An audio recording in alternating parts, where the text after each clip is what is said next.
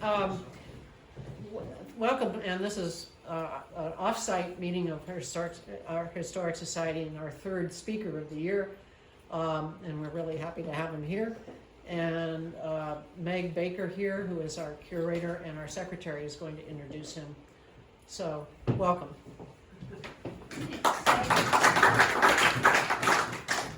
Thank you, Tilda. Oh, I forgot to say who I was. That's right. That's Tilda Hunting. She's our vice president. We're all very excited to have you here. So this all began because Steve wrote to me with a research question, and then we kept talking, and now this is happening. I'm thrilled to have you here. Thank you all for coming. Steve was raised in Michigan and is descended from the Rogers family in Conway, Mass. And he first went to Heron Island at the age of 1 month. And has not missed a summer ever since. I don't know how long that's been, but it's less years than I am alive, that's for sure. He now lives in Vermont, where he is raising several children. Presumably they go with you to playing lots of banjo and making maps for a living. During COVID, he developed a strong interest in genealogy and the history of the inner Heron Island, Maine, which turned out to also be a story about Greenfield, and I'm very excited to hear it. Thank you so much for coming. All right, I'm happy to be here.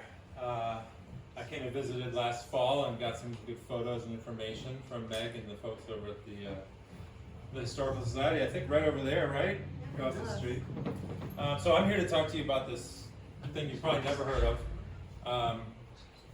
Inner Heron Island, Maine.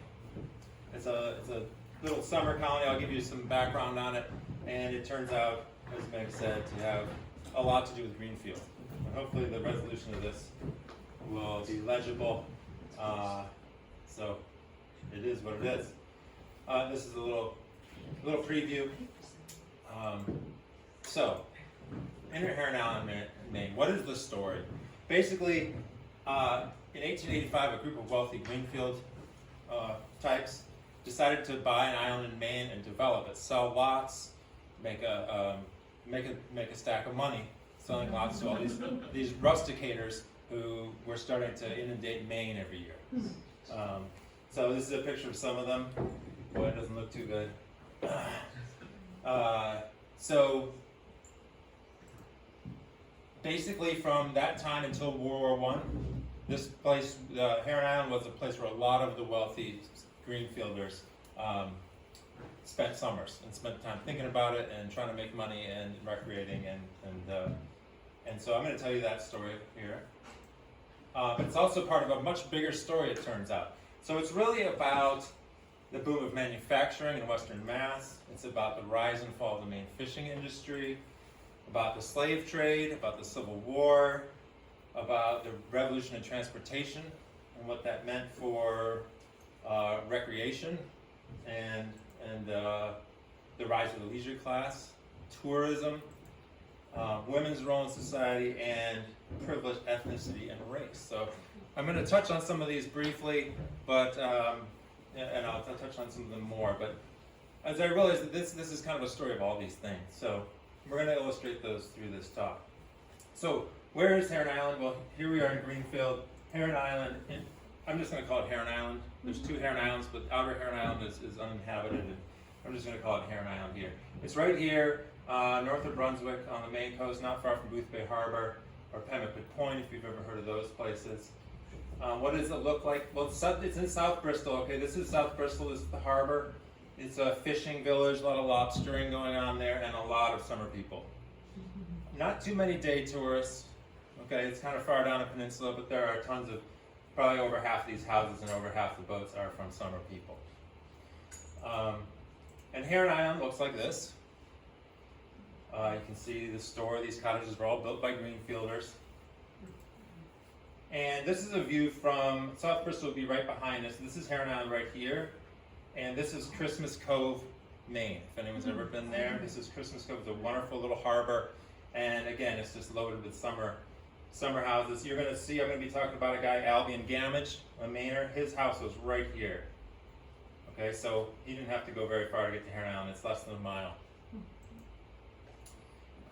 And here's an overhead view of it.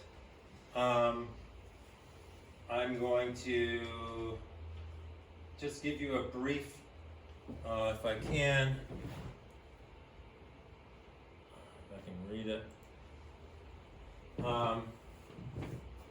You can see here, the northern end has quite a few cottages on it. There's a tennis court, there's a casino building. This is where the hotel used to be, which I'll be talking about. And then there's a scattering of houses and some moorings at the North Shore. And then the southern end just has a few scattered houses on it. But I'm just going to scale back, just kind of give you an idea of where this is. And I'll turn it so the north is facing up, so that everyone can understand. Here's Christmas Cove. Here's South Bristol. Booth Bay Harbor, right here. Pemmican Point, which if you've ever seen the main coin, that's the Pemmican Point Lighthouse on the main coin. And as we go out, we have Portland and Greenfield will be right here. All right, so let me get back to here. Oh man, resolution's killing me. Okay, so let's just take a step back though. I'm going to give you some background. We're going to start in 1820. Western Massachusetts is filled with, it's largely agricultural, you guys know this probably, a lot of little mills, and over the next 100 years there's just a massive manufacturing boom. So you start out with little things like this, then in the 1880s you end up with these, and this is a 20th century sort of version. And pretty much the boom went through World War II, I believe, and then after that it started declining to some extent. So just a huge manufacturing area here. Coastal Maine was also largely, it was agricultural, but it was very poor soils. People were scraping by on the coast of Maine. They fished, but it wasn't really a way of life. It wasn't an occupation. Most of the fishing was done in Massachusetts. The government paid large ships $4 a ton per year to fish. Okay, so the reason being they wanted people trained in case they had to be called up for the Navy. So they just gone through the War of 1812. They wanted seamen, so they paid ships to go fishing. And the cool thing about this was they had to share this with the crew. So it didn't all go to the owners, all right? But it was only for large ships. In 1819, the U.S. government doubled the bounty for small fish. So Maine fishermen all of a sudden could get bounties for fishing also on their smaller ships. So it spurred a huge fishing boom in Maine over the next 30 years or so. So I'm going to introduce a few people to you. The first one are going to be the Gamages. The Heron Islanders know about the Gamages. You can't throw a rock without hitting a Gamage in South Bristol. These guys, here's one, Thomas Gamage, born in 18. He spent his whole life fishing and seafaring. And he had several brothers and sisters. And these two guys right here, Albion and Menzies, they built a very successful shipyard in South Bristol. Not when they were two, but in the 1850s they started this shipyard, and so we'll be revisiting these characters over the course of the presentation. So this is 1820. Now we're going to move to Western Mass here, and we're going to introduce a couple Western Mass folks. Newell Snow, locals have probably heard about the Newell Snow factory. He was a very wealthy man by the time Heron Island came around. He was born in Savoy, Massachusetts, and this is his factory in Greenfield, which you've probably seen. And actually at 10 a.m. tomorrow morning, our Heron Islanders are going to meet up over there, and they're going to open the museum for us, and we're going to walk around town and see some of the old houses. So if anyone would like to join us, 10 a.m. tomorrow there. And then some Rogers from Conway. There's three siblings their father was a doctor in the War of 1812. So they didn't grow up in an agricultural family, but in an agricultural town with a lot of mills. David Rogers would become a prominent tool manufacturer. You may have heard of him. He was big into miter saws and such. Edwin Rogers, his brother, ran hotels and grocery stores in North Adams. And Clarissa, their sister, was my great-great-grandmother. And my brother Rich here also. So the Rogers are all going to factor into the history of Heron Island in one way or another.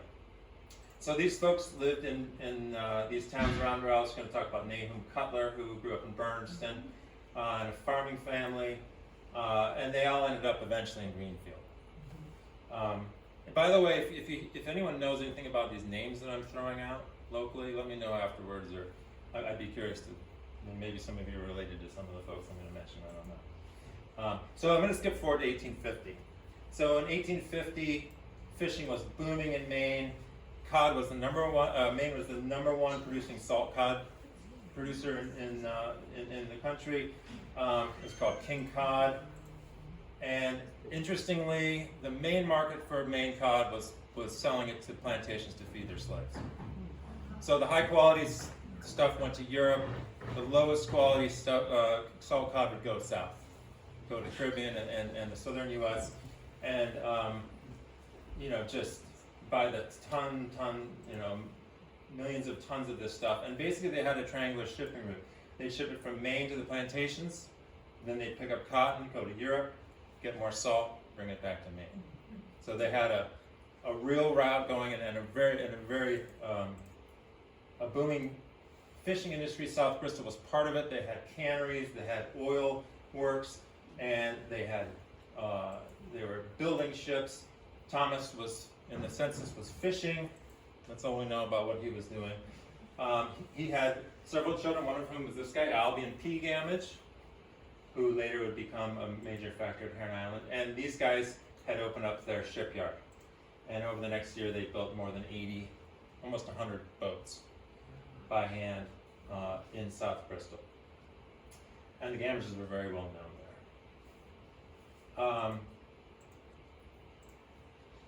there. Interestingly, during this time, Maine was also becoming popular amongst artists. And they would go to Mount Desert Island, draw these paintings, and then they go back to New York City and show them.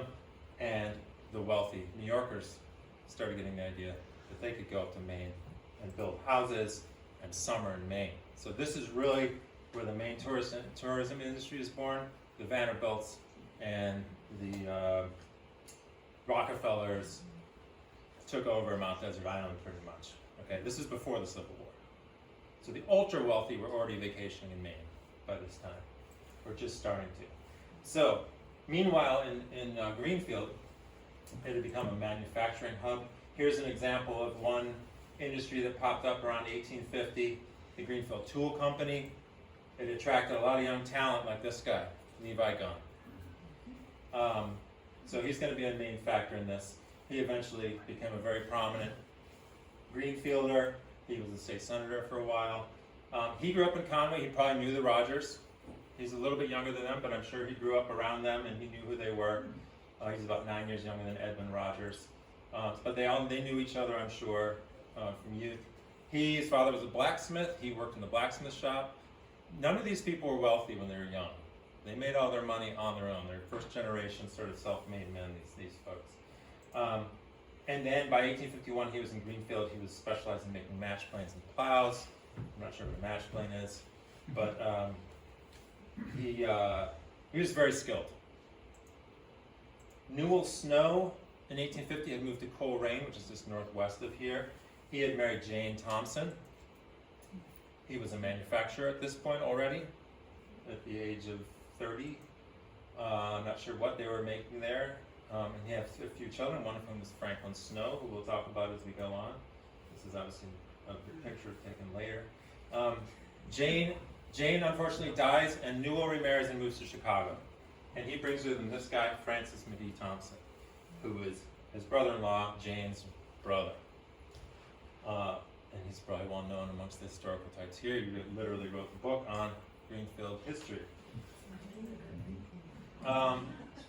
The Rogers had run a shoe factory in North Adams for several years. In 1850, David was back selling fire insurance in Conway. He has a son, George E. Rogers, who you'll learn more about. And Clarissa was still in Conway, and she, in 1856, gave birth to our great-grandmother, Ada Clark. So, I'm going to introduce a few more kids. These are all farm kids. Nahum Cutler, he was living in Bernardston, Mass. Mary Nims lived on a farm right here in Greenfield, or maybe Deerfield. It's hard to say. She had a 21-year-old cousin named Horace working on the farm at that time, who will come up later. And then a guy named Eben Hall was in Taunton, sort of more down towards Cape Cod. So these were all farm kids. And I'll talk more about them later. So just trying to get you some faces here. So then what happens is the Civil War happens, and I believe it. It didn't hinder the manufacturing in this area. They lost a lot of loss of laborers, but it was a good thing for manufacturing in general. The main fishing industry was catastrophic. They lost their triangular trade route. They could no longer deliver salt to the plantations, and they couldn't bring cotton to Europe. And not only that, Maine sent more people to the war than any other state. So they lost a huge number of their fishermen to the war. So I'm just going to do a little map here. During the Civil War, Levi Gunn is in Greenfield. He started his own company, Gunn Amidon Company. This is May '64. David Rogers is in Springfield. He's making miter saws and other tools down there. As far as I know, the Gamages are all still in Maine. I'm not aware that anyone went to go fight in the war. Nahum Cutler and even Hall now are fighting in the Civil War. Newell Snow is still in Chicago. He's a very successful grocer. And Francis McGee Thompson actually goes to Washington, D.C. to sign up to enlist in the Civil War, and then he takes a look, and he decides instead he's going to go out to a gold rush in Montana. So he's in Montana, probably funded by Newell Snow. He went to the Montana Gold Rush. He ran hardware stores and grocery stores. This is why I'm thinking that Newell Snow might have been funding him. And he made a good deal of money. And he's actually regarded as a founding father of Montana, strangely.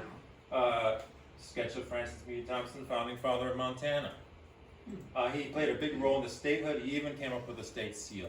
This is his original drawing of the state seal, and you can still see his little plow, it's a little backwards, and oro y plata, I think they mean silver and gold, right? Yeah. So anyway, random factoid about him. And he's going to become one of the major players at Heron Island too. So we're almost to Heron Island. 1880. Greenfield is booming. There's factories coming up. It's the regional railroad hub. There's a large wealthy class now. And they're starting to kind of figure out what should I do with all this money. So this is Edmund Rogers. He's in North Adams running a hotel. Levi Gunn, David Rogers, and his son George are working at the Miller's Falls Tool Company, which was a very large tool company at the time, and still stands to this day. Nahum Cutler has a shoe factory in Bernardston, but a couple of years later he decides to move it to Greenfield to take advantage of the railroads. Eben Hall, who was from Taunton and fought in the Civil War, becomes the editor of the Greenfield Gazette. Mm-hmm. Yep. And Newell Snow with his son Franklin are running their factory down at the Newell Snow factory, and this is where the tap and die industry started.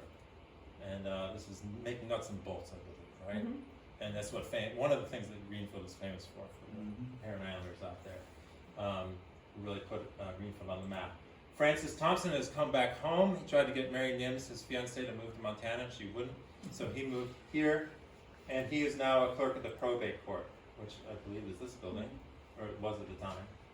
And they have a son, Francis Nims Thompson, and they also have 2 orphans that they're taking care of. 2 girls, cousins of Mary Nims, who have been orphaned. And one of them is a woman, Charlotte Fitch Roberts. She was her father was the farmhand. He died. Well, actually, his wife died, then he remarried a widow, and then he died. And I'm not sure if the other woman died too. But at the age of 12, Charlotte comes to Greenfield and is raised from then on by the Thompsons. And this is Mary, her sister. This is Francis Nims Thompson.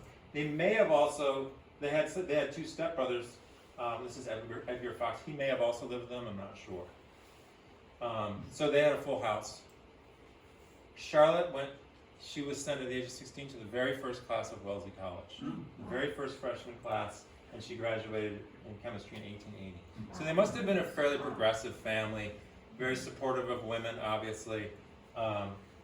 So we'll revisit her several times. But she's right at the cutting edge of a lot of women in science things. So we'll be talking about her a little bit. So in coastal Maine, the fishing bonding for small boats has been repealed. So fishing is declining. Again, fishing industry is mostly by large fleets in Massachusetts. And now there's these railroad lines and steamship lines coming to Maine. And people are able to get to Maine now. So if you were in Greenfield, here's Heron Island. In 1880, you could take a train to Boston and then a steamer to Portland and then to Bath. Or at some point, you could take a train right to Portland and then to Bath, which got you kind of close, but not close enough.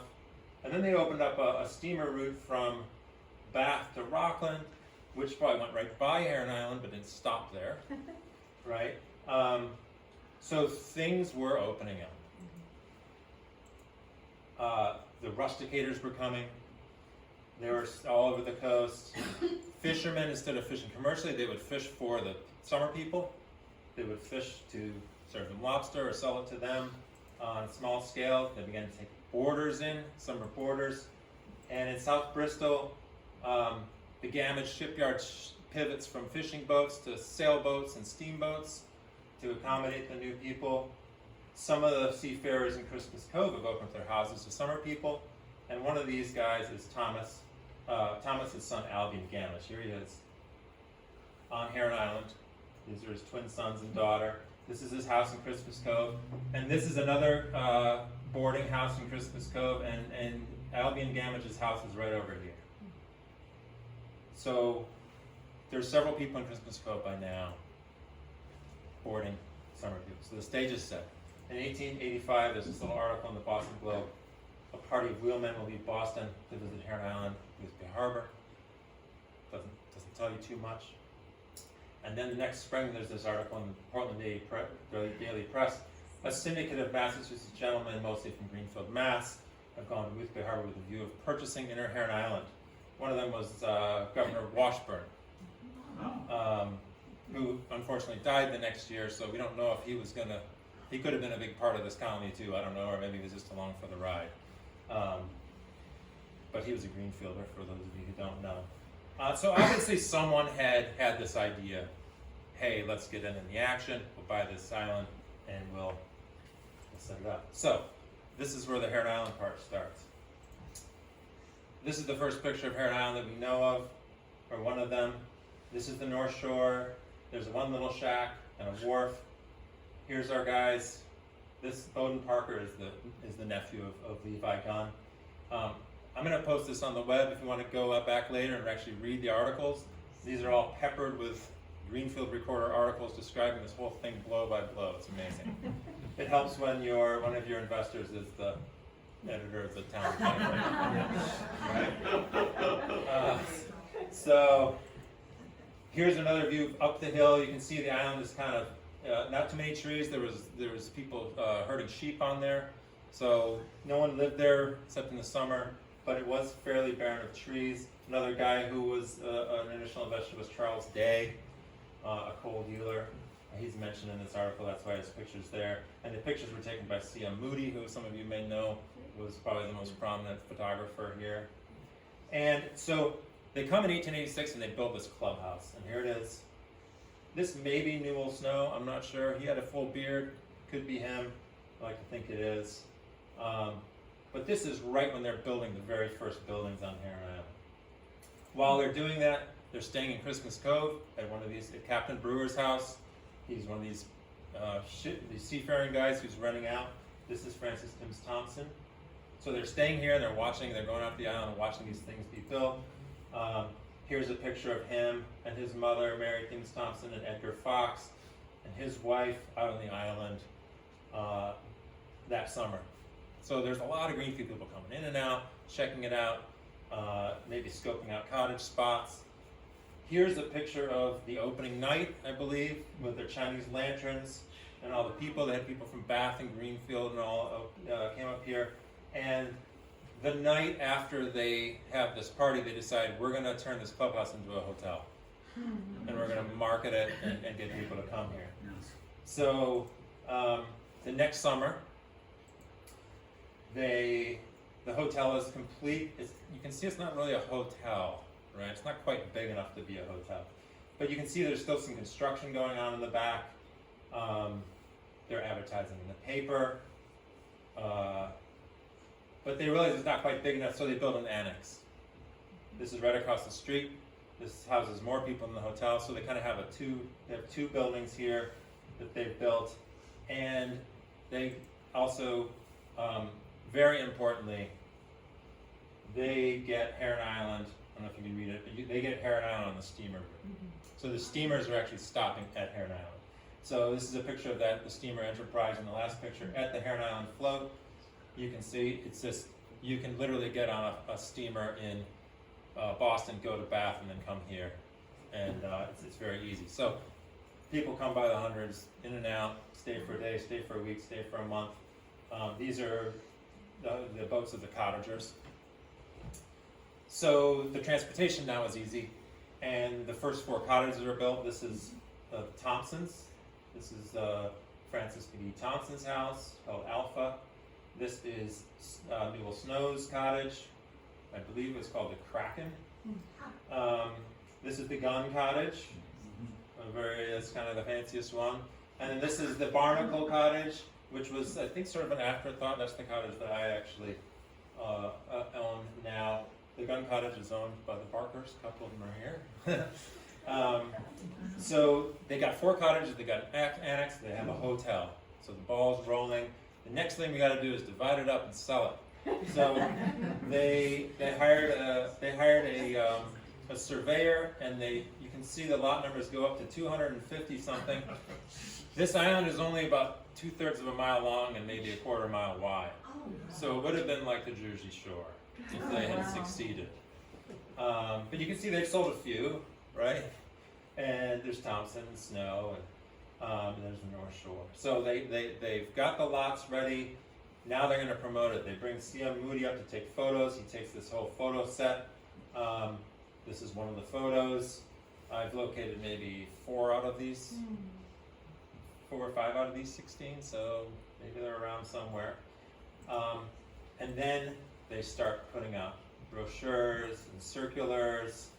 Some of them very flowery. Like this one's hilarious. It talks about the dry fog. The wonderful dry fog of Heron Island, which is hilarious.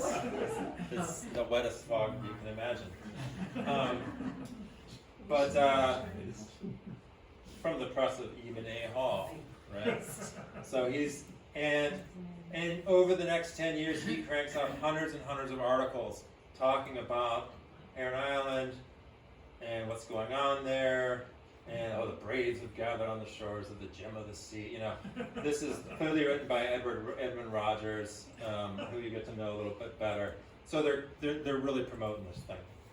So in 1888, they all get to kind of go and hang out. Here's Charlotte Roberts and Mary Roberts hanging out at the Barnacle Cottage. This is the group of there's Charlotte Roberts and Francis Nims Thompson at the Alpha Cottage. The Snows in front of their cottage. This is the Gun Cottage. You can see Levi Gunn here, Francis McGee Thompson, Francis Nims Thompson, and all the Snows with their girls here, and Albion Gamage. Here he is. So, and you can see he's not quite dressed like the other ones. This guy's probably also helper. He's not quite in his suit. Albion's a little dressed up, but not quite like the other folks. So Albion Gamage is here. Well, he was the main local contact, and he became the caretaker. He actually owned stock in the company. He was the clerk. They managed the store, the post office, the bowling alley when it was built. They delivered milk and ice, other supplies. Here he is, driving some of the kids around in the horse cart. And here's a great picture of him. This is him right here, I believe, unloading. Someone said these were cows, but I'm not sure. They might be horses. Yeah. So anyway, they had horses. They might have had a couple cows for milk. But so Albion Gamage he's the guy. He's the local contact. he travels to Greenfield sometimes for meetings, and he's their man. And then also in 1888, Edwin Rogers shows up from North Adams, Mass. And remember, his nephew George Rogers is one of the major investors here. So he has run hotels before. He's going to run the hotel, and he continues to run it all the way through the 1890s. So in 1889, Where did the hotel come from? what's that? Where did the name of the hotel come from? Madaka Wando Lodge. Yeah. So Madaka Wando was an Indian chief from the past, and he was fairly well known, and he also did some pretty famous brutality to some folks, and which may or may not have been deserved. I don't know. He was a strong Indian leader at the time. I don't know the whole story, but that's where they got that from. But they romanticized that kind of stuff. Yeah. We're the braves of Heron, which is typical of the time. So here's 1889. This is when they finished the back part of the hotel. Edwin Rogers is now running it. He has these long, sort of flowery descriptions of the island. And in 1890, there's another article. The investors are kind of getting nervous, like, well, where is everybody? There's not too many cottages being built. We haven't sold many. As many lots as we wanted. So they kind of get everyone together, and they get 6 cottages built in 1890. 3 of them were rentals. Here, Nahum Cutler decides to build a cottage for himself and his wife, and they actually stay in that cottage, and they frequent it for the next 20 years or so. The Roberts sisters get their own cottage, and someone named Anna and Frederick Andrews from Greenfield, which I don't know much about. But George Rogers builds a house. Eben Hall builds one, and actually the people that own that are right here. The Jenkinsons, they own this now, and then Levi Gunn builds one. But they're largely renting them. So they're trying to say, hey, come to Heron Island, you can rent a cottage, you don't have to stay at the hotel. So now there's 10 cottages on the island. Things are going pretty well. By this time, Charlotte Rogers is working at Wellesley College. Charlotte Roberts, excuse me. She's hosting lots of guests. In 1894, she was awarded a PhD for the very first class of women in Yale ever.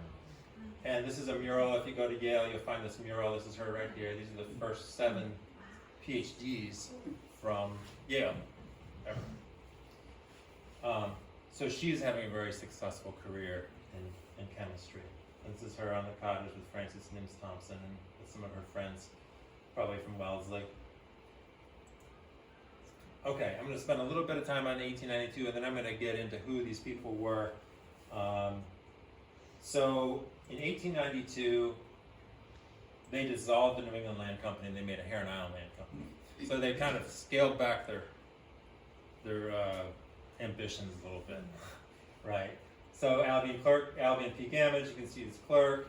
He got the same names here: Rogers, Snow, Thompson, and here's a picture of some of these folks. Here's Nahum Cutler and his wife. I think these might be the Keiths here.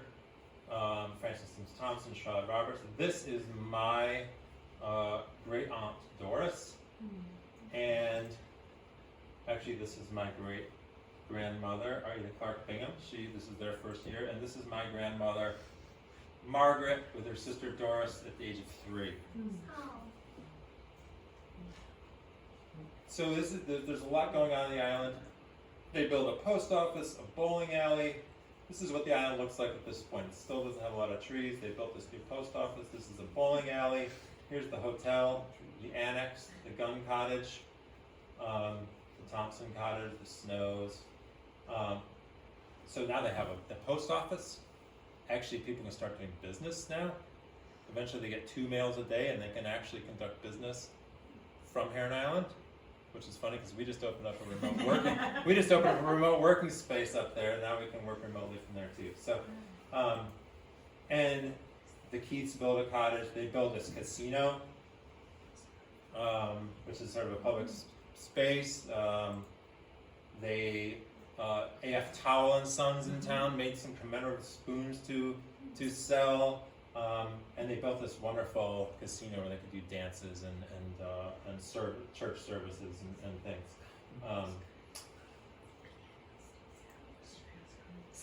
So this period really is the golden age of Greenfield and Heron Island. Most of the time, the island was at capacity. There's 200 and some people on the island a lot of the time. Here's some pictures. Francis Thompson, Levi Gunn. Here's Edwin Rogers, Francis Nims Thompson, Charlotte Roberts is in here. These are the little Graves girls. Levi Gunn's nieces. Here's another one. Here's Edwin Rogers blowing some kind of was a goofball, I guess. We got Levi Gunn again. Nahum Cutler's here. So, but who were all these people? They were wasps. They were wealthy wasps, and almost all of them were Congregationalists. There were a few Unitarians. They were Republicans. There was a lot of immigrants coming into the town, into the area to work in the factories. I almost feel like this is like it was a place they could kind of engage in this sort of Puritan, back to the land, sort of like back to the good old days before when we could all just be wasps together. And so, and Edwin Rogers was the perfect guy. He used to go around giving lectures on Puritans, Pilgrims, and Quakers, and he would always have good, chaste, home-like, and Christian entertainment and productive and happy friendship. There's a lot of this stuff going on. So there was very, it was a certain subset of people from Greenfield. Manufacturers, judges, bankers, politicians. There was a Greenfield club. At this time, these people were all Heron Islanders. This is a map I made. Actually, I'll give you the link. All these red areas were land that was owned by Heron Islanders in 1895. Wow. Most of it Franklin Pond. He owned half the town. But I'll show you a couple of details of that later. Cutler Shoe Factory, it's still there. So they own factories. Franklin Snow was the president of the Wells Brothers Company, which is the tap and dye company, much to the chagrin of the actual Wells Brothers. And they were bankers. Look at this board of directors. Every single one of them were Heron Islanders. John Sanderson's brother owned 2 cottages on Heron Island. And, if you go through and look at the list, it's just like Snow, Thompson, Rogers, Gunn, they were very wealthy folks. Where did they live?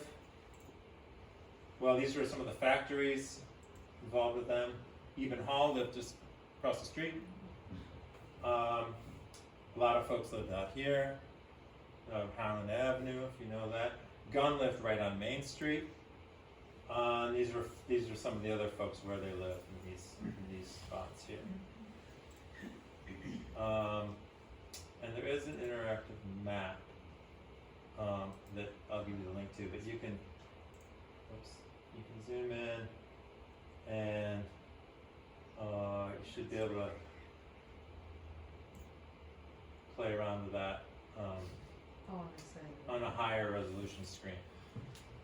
Okay, so I'm just going to run through now just so you Greenfielders know.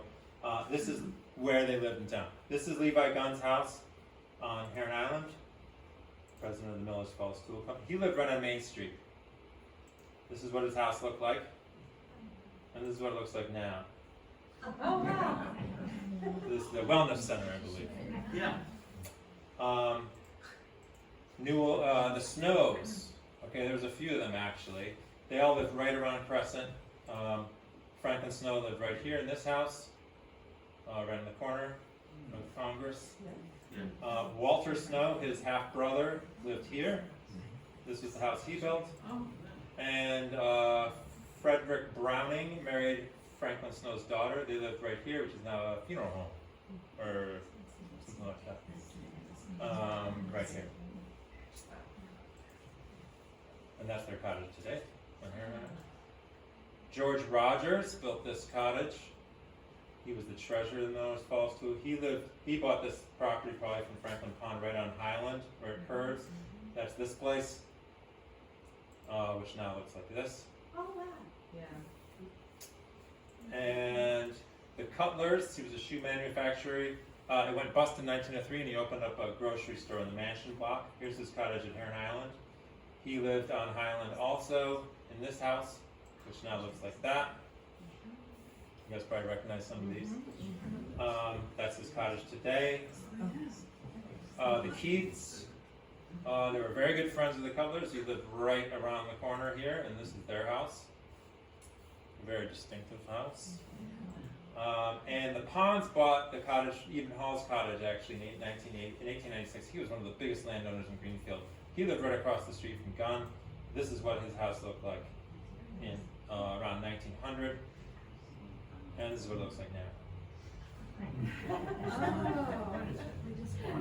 The AAA, actually I think it was over in the parking lot here. Yeah, I think his house was over here, but you probably wouldn't recognize the parking lot if I showed it to you. So what did these people do? They played tennis. They went fishing. Yes, they did everything in suits. Okay. That's the first rule of Heron Island. 150 pounds of haddock in one day. No big deal. 20-inch mackerels. Yeah, it was amazing. They went to church. This is Gaius Glenn Atkins. He was the minister at the Congregational Church down here. He owned the cottage that my brother and his wife Libby owned. So he would give sermons. They had people coming from a lot of ministers ended up coming there because they had the summer off. They enjoyed the clean air. This guy gained a pound a day for 2 weeks because of the pure sea air. So And that's a good thing. well, he might have been a little underweight. They did performances, they did dances, costume parties. They had some unfortunate things like the Negro Minstrel Show by Home Talent, which means Greenfield's state businessmen as burnt cork artists. So, yeah, not surprising, I guess. Sort of disappointing, but not surprising. But, take the Bat steamer and come up and check it out. So people could pop up for the weekend. A lot of sailing, hanging out with family. I can tell this is 1895 because of these things. Those were popular for about 2 years. Swimming, watching the surf, clam bakes. We do them on the shore now. Eating. These are the hotel cooks. You don't see a lot of non-white people in any of these pictures. But the cooks apparently were black and apparently very good cooks. They had good food, at least according to Chief Rogers. So apparently it wasn't all WASPs, but precious few non-WASPy people in these pictures. A lot of reading. And this is the view from the top of the hotel. There was a church on the island? No, there's just the casino building was where they would gather and do church services. So they'd have dances in the evening or plays or costume parties, and then they'd have the services in that casino building. So Eben Hall dies in 1900, and the Greenfield influence starts to wane. There's less articles. Some teachers, academics, and ministers begin to buy cottages. Some of the, Nahum Cutler's business goes under in 1903. He sells his cottage a few years later. Edwin Rogers has died by now. And Albion Gamage takes over the hotel for a couple of years. There's a few new cottages built, but they're not built by Greenfielders. And here's the hotel. They built a croquet court here in 1902. In 1903, they extended 40 feet. So they must have been doing fairly well in terms of people staying there. They have postcards and things now. And then an interesting period is this period. This guy named Arthur Race takes over the hotel. And he is a very different man than Edwin Rogers. He brings cases of booze from Boston. He picks people up on the wharf and dunks them in the water for a good round of guffawing. There's bowling alleys. There's pool tables. He's kind of a raucous guy. And after he left there, he went to and managed the Copley Plaza Hotel in Boston. And he was one of the leaders of anti-prohibition. And this is a picture of him serving the first drink served in Massachusetts after repeal. This is him. This is the governor, and this is one of the senators. So he went on to, and he made a hilarious movie in 1930 on Heron Island that involves some male nudity, which you should check out sometime. Not because of the male nudity. That just illustrates how strange the movie is from 1930s. And yeah, so interesting guy. The island is changing. It's not a sort of puritanical vibe anymore. Okay. Maybe more fun. So here's what it looks like when he was there. They've added a couple more new cottages. The hotel is very imposing at this point. There's the annex. He redoes the annex. This is colorized, obviously. This is a very nice looking building. The hotel, it looks like it's in good shape. But he leaves in 1910. Charlotte Roberts is now the head of the chemistry department at Wellesley. This is her right here with her students. And she never married. Once, when women married in academia, they had to retire and raise their kids. So here's a picture of her and some of her friends on the island not long before she died, actually. But I just want to say a little bit about women on the island. You can see their clothing is becoming a lot more comfortable. Things are starting to loosen up for women a little bit. They're taking a larger role in island affairs.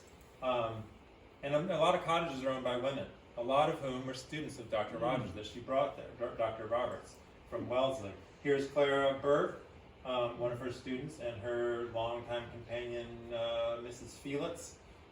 This is actually my cottage here. But there were many others. And they were almost all lived in these Wellesley marriages of two women living together, maybe two sisters. And I think, some of them were probably lesbians, but a lot of them just didn't want they liked their life. And they didn't want to give it up to get married. So, actually at a certain point, the women were definitely dominant on the island, starting around this time for quite a while. Alvy Gamage, he now is running a boarding house, an inn in South Bristol.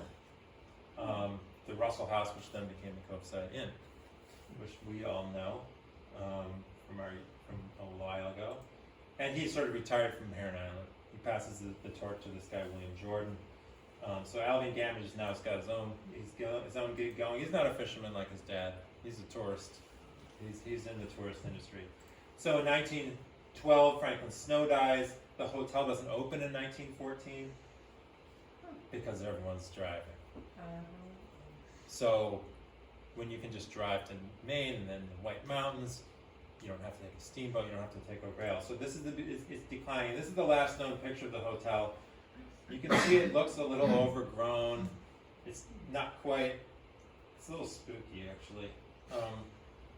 But it's really starting to sort of wind down here.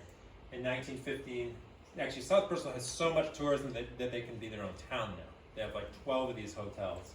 But then Mary Nims Thompson dies, George Rogers dies, William Jordan, the caretaker, dies, his son takes over. In 1916, Francis McGee Thompson dies, and then Levi Gunn dies. And Alice Gunn becomes president of the company. 1917, World War I starts. They don't know whether there's going to be a summer in Heron Island. There's no mail, but the hotel opens. The cottages are occupied for the most part, and then on September 6th, the hotel and annex burned to the ground. With 2 guests. So it probably wasn't I don't think it was an insurance fire because you think that they would wait at least until the season was over. But maybe it was, I don't know. It seems kind of gutsy to burn it down while there's still guests in it. But they saved the cottages nearby. The people came with bucket brigades, and you can see it here. They saved a couple of cottages right next to it. There was a strong wind that day. But really, this is the letter to the president the 2 days after it burned down. This seems to end the old regime.